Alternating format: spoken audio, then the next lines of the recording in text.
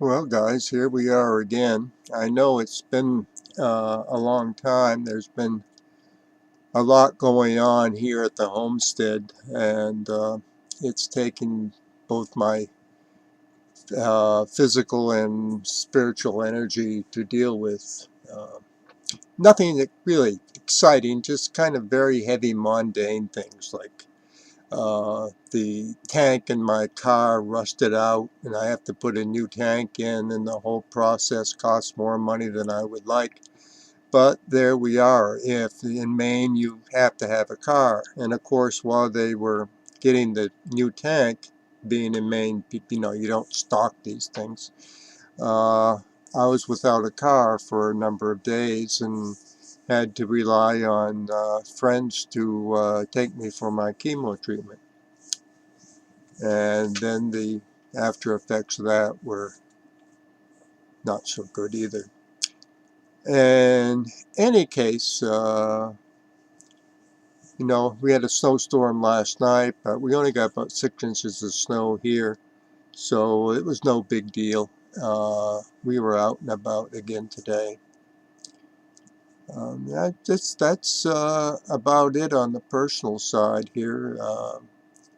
It's just continues. It doesn't get better, it just continues. So I guess there we are.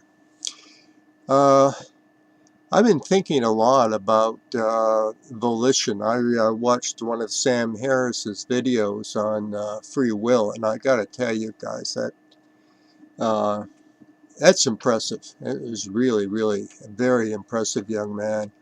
Uh, it's if you haven't watched him, do so. He's really quite amazing, and he kind of takes the position that free will is an illusion, that we are more or less victims of our time and space, and our past, and the psychological and the biological and all the stuff that makes us who we are, but actually predetermines what we're going to decide.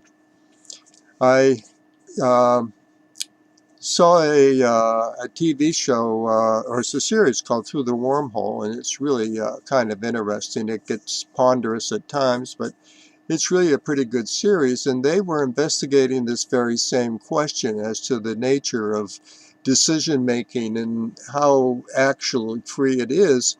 And they just had people choosing between A and B while they were watching their brain work.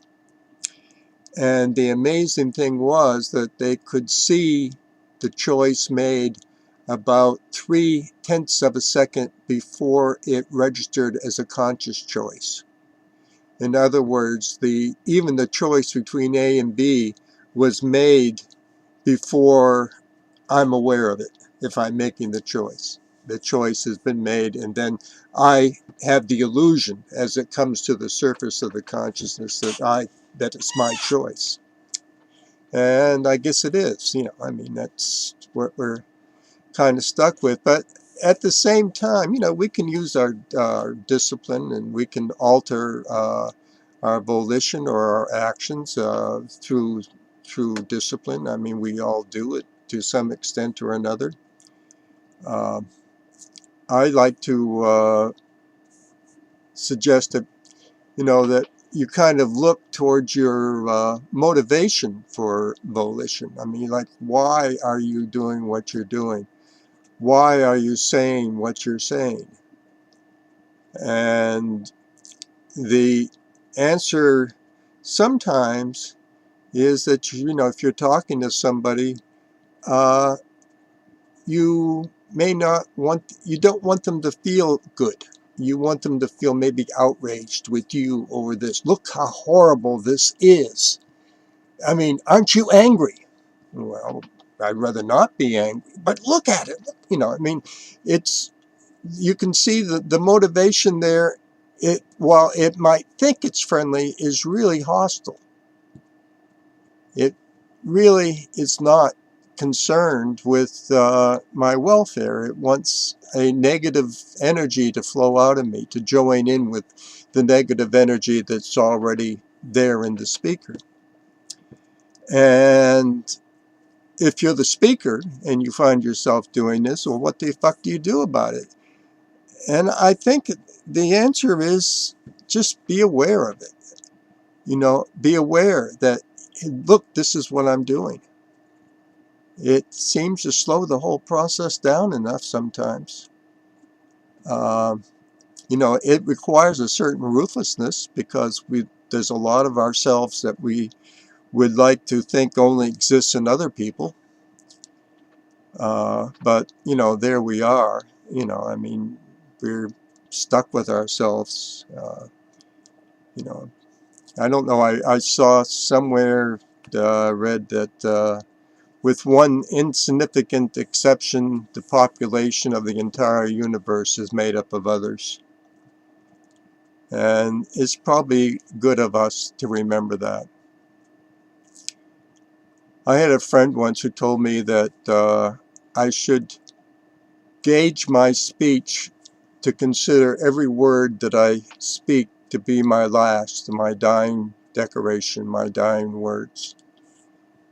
And, you know, just how do I want to die with, you know, outrage, hate, anger, self-righteousness, or, you know, do I want something softer? And, you know, it's really up to me, because I might like the other. And if I do, then there's no reason to change. You know, if I really, really like hurting others, then there's no reason not to, except for the social stigma and that's attached to such people. But it's still, you know, it's still in all of us.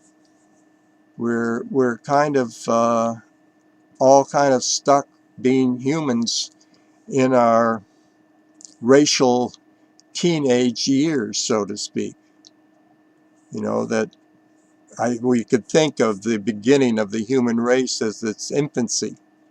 You know, the Bronze Age with its gods and anger and lightning bolts and, you know, colosseums and all of this stuff that we had when in our infancy. And then as we developed into the age of reason, there's a maturity that exists today that did not exist 1,000 years ago. While we may share the same human qualities, the same darkness, the same lightness, there is still a maturity that exists in today's humans that did not exist in the past.